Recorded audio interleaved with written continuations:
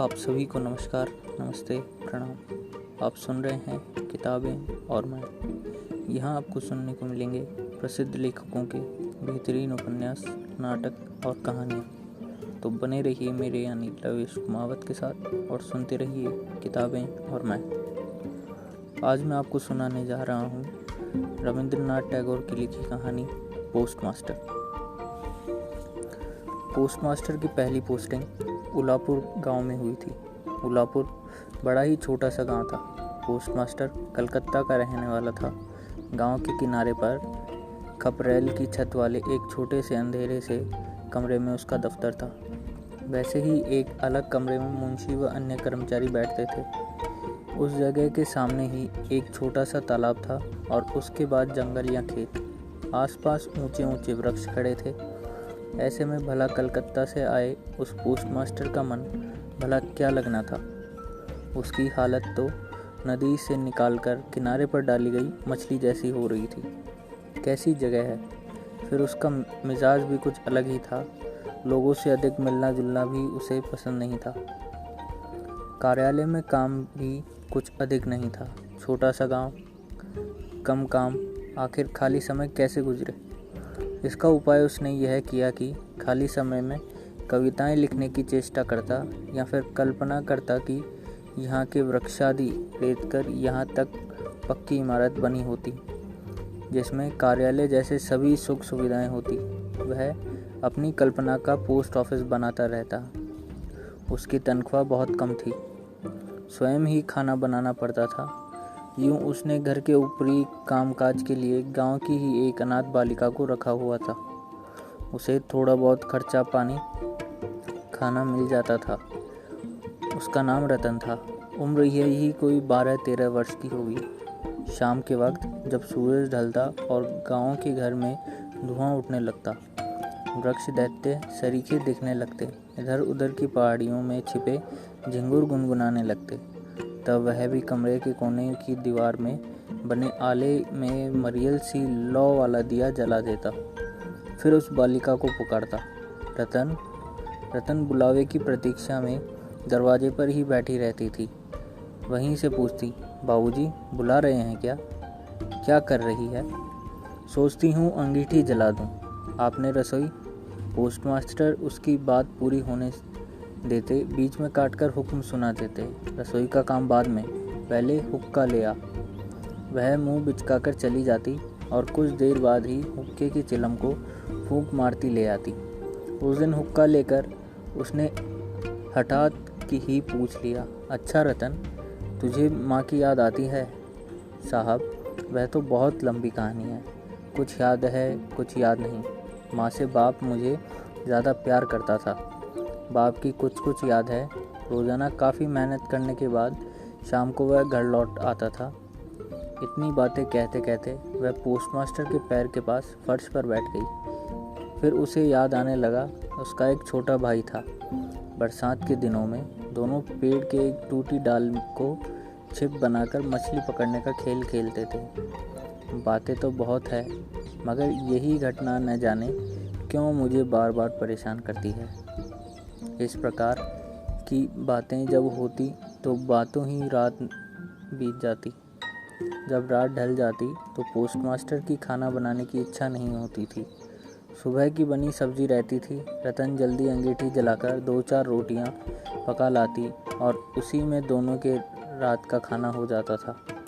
किसी किसी दिन शाम को चबूतरे के कोने में बनी चौकी पर बैठ पोस्टमास्टर भी अपने घर की बातें सुनाते थे। छोटा भाई, माँ व बहन की बातें। यहाँ अकेले बैठे जिनकी सोच में मन परेशान होता था, उनकी बातें। यह बातें प्रायः मन को पीड़ा ही देती थी। वे बातें एक अनपढ़ छोटी सी बालिका से कहा करते थे। कोई अस्वाभाविक नहीं अनुभव होता। आखिर ऐसा हुआ कि बातचीत के समय बालिका उनके घर के लोगों को माँ, जीजी, भैया कहकर इसी तरह पुकारती थी मानो वह उन्हें शुरू से जानती हो। यहाँ तक कि उसके छोटे से हृदय पर भी उनकी काल्पनिक तस्वीरें अंकित हो गई थी। एक दिन पोस्टमास्टर के पास कोई काम नहीं था। बारिश होने के बाद मौसम बेहद सुहावना हो गया था। पोस्टमास्टर उस सुहावने दृश्य को देख रहे थे और सोच रहे थे कि काश इस वक्त कोई अपना विशेष जन पास में रहता होता। पोस्टमास्टर ने लंबी सांस लेकर पुकारा, अरे रतन। उस वक्त रतन अमरूद के पेड़ के नीचे पैर फैलाकर अमरूद खाने में व्यस्त थी। मालिक की आवाज़ सुनते ही दौड़कर आई और हाँफते हुए बोली, बाबूजी बुला रहे हो? तुझे मैं थोड़ा बहुत पढ़ाना लिखाना सिखाऊंगा, कहकर उसे तमाम दोपहर कच्चा कायदा पढ़ाने सिखाते रहे। कुछ ही दिनों में रतन उसे पढ़ने में निपुण हो गई। सावन के महीने में बरसात का क्रम जारी रहा। नदी नाले पोखर नहर लबालब भर गए। रात दिन मेंढकों को टर टर और पानी गिरने की आवाज़ सुनाई देती। कीचड़ पानी भरे गांव के रास्ते पर से आना जाना लगभग बंद हो गया था। गांव में हाट बाजार जाना पड़ता था। एक दिन सवेरे से ही घटाएं छाई हुई थी। रतन काफ़ी देर से द्वार पर बैठी बुलावे की प्रतीक्षा कर रही थी, परंतु रोज की तरह बुलावा न पाकर वह कॉपी किताब लिए धीरे धीरे कमरे में जा घुसी। देखा, पोस्टमास्टर चुपचाप चारपाई पर लेटे हुए हैं, शायद आराम कर रहे हैं। यही सोचकर बिना कोई आवाज़ किए कमरे में से बाहर जाने को हुई तो अचानक पोस्टमास्टर की आवाज़ सुनाई दी। रतन। वह फौरन पलटकर उनके नज़दीक पहुंची और तनिक चिंतित स्वर में पूछा, क्यों भाई साहब, सो गए थे क्या? पोस्टमास्टर ने दबी आवाज़ में कहा, ऐसा मालूम होता है कि तबीयत कुछ ठीक नहीं है, ज़रा मेरे बदन को हाथ से छूकर देख तो। ऐसे नीरस वातावरण में उसका मन हो रहा था कि कोई उसकी सेवा टहल करे, कोई प्यार से, स्नेह और अपनेपन से उसके माथे पर हाथ रखे। उसने यह सोचकर एक गहरी सांस ली और काश ऐसे कठिन समय में उसकी माँ या बहन उसके पास होती।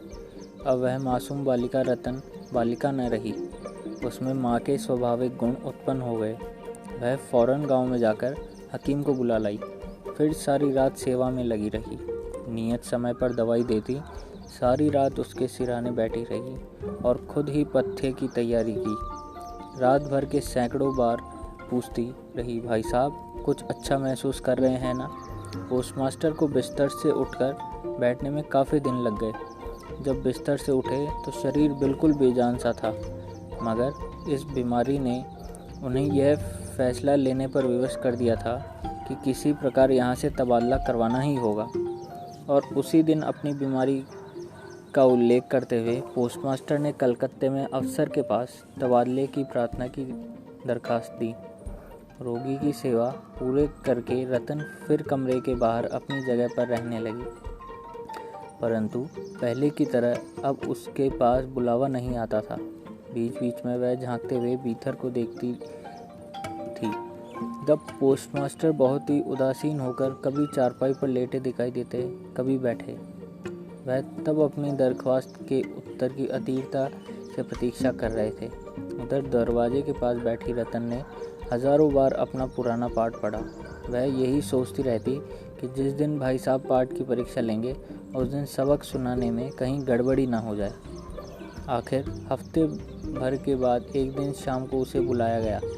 वह बेताब से होकर कमरे के भीतर दाखिल हुई और पूछा, भाई साहब मुझे बुला रहे थे क्या? पोस्टमास्टर ने कहा, रतन मैं कल ही यहाँ से जा रहा हूँ। कहाँ जा रहे हो? हैरानी से उसने पूछा। घर जा रहा हूँ। वही सपाट स्वर। कब लौटेंगे? उत्सुकता से रतन ने पूछा। अब कभी नहीं लौटूंगा। रतन ने और कुछ नहीं पूछा, पूछने का साहस ही नहीं रहा था। पोस्टमास्टर खुद ही बोले, मैंने तबादले के लिए दरख्वास्त भेजी थी, दरख्वास्त मंजूर हो गई। फ़िलहाल तो मैं घर जाऊंगा, उसके बाद ही किसी दूसरी जगह जाना होगा। इसके बाद एकदम से खामोशी छा गई। काफ़ी देर तक कुछ नहीं बोला।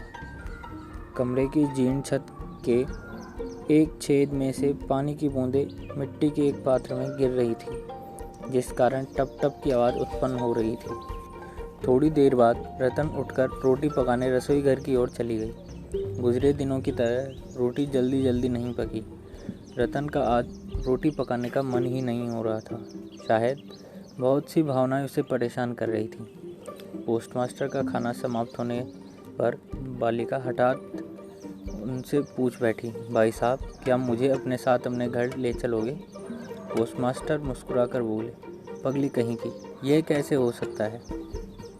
परंतु ऐसा किस कारण नहीं हो सकता? उन्हें बालिका को यह समझाना नहीं सूझा। सारी रात नींद व जागने के बीच पोस्टमास्टर का मुस्कुराते हुए पगली कहीं की यह कैसे हो सकता है कहना रतन के कानों में गूंजता रहा। सवेरे उठकर पोस्टमास्टर ने देखा कि उनके नहाने का पानी रखा है। कलकत्ते की आदत के कारण वह ताज़े पानी से नहाया करते थे। बालिका ने नहीं पूछा था कि कब रवाना होंगे, शायद सुबह रवाना हो, यही सोचकर रतन नदी से पानी लाई थी। नहाने के बाद उसने रतन को अपने कक्ष में बुलाया था। रतन चुपके से कमरे के भीतर आई और हुक्म सुनने के लिए सिर झुकाकर एक और खड़ी हो गई। पोस्टमास्टर ने कहा, मेरी जगह जो पोस्टमास्टर आ रहे हैं, मैं उनसे तेरे बारे में बोलकर जाऊंगा। देखना वह तुझे मेरी तरह प्यार करेंगे। मेरे यहाँ से चले जाने की बात तुझे ज़रा भी नहीं सोचनी चाहिए। ये बातें निहायत ही प्यार से भरी थी, परंतु नारी के मन में को कौन समझता। रतन ने बहुत से दिन मालिक की फटकारों को बर्दाश्त किया था, लेकिन इन सहज बातों को उससे सहा नहीं गया। वह गुस्से से बिफरती रोती हुई बोली, नहीं नहीं, तुम्हें किसी से कुछ नहीं कहना पड़ेगा, मैं भी यहाँ रहना नहीं चाहती। पोस्टमास्टर ने रतन का ऐसा बर्ताव कभी नहीं देखा था, इसलिए उसे बड़ा आश्चर्य हुआ। नए पोस्टमास्टर आए। पोस्टमास्टर उन्हें सारी जिम्मेदारियां समझा बुझाकर जाने को हुए। जाते वक्त रतन को बुलाकर कहा, रतन तुझे मैं कभी कुछ न दे सका, आज जाते वक्त तुझे कुछ देकर जाऊंगा। इससे तेरे कुछ दिन और गुजर जाएंगे। पोस्टमास्टर ने रास्ते के लिए कुछ पैसे रखकर तनख्वाह का बाकी हिस्सा जेब से निकाला। तब रतन जमीन पर बैठी पोस्टमास्टर के पैर पकड़कर बोली, भैया जी तुम्हारे गोड़ लगी। भैया जी मुझे कुछ न देना, तुम्हारे पैर पकड़ती हूँ। इतना कहकर वह उठी और रोती हुई वहाँ से भाग गई।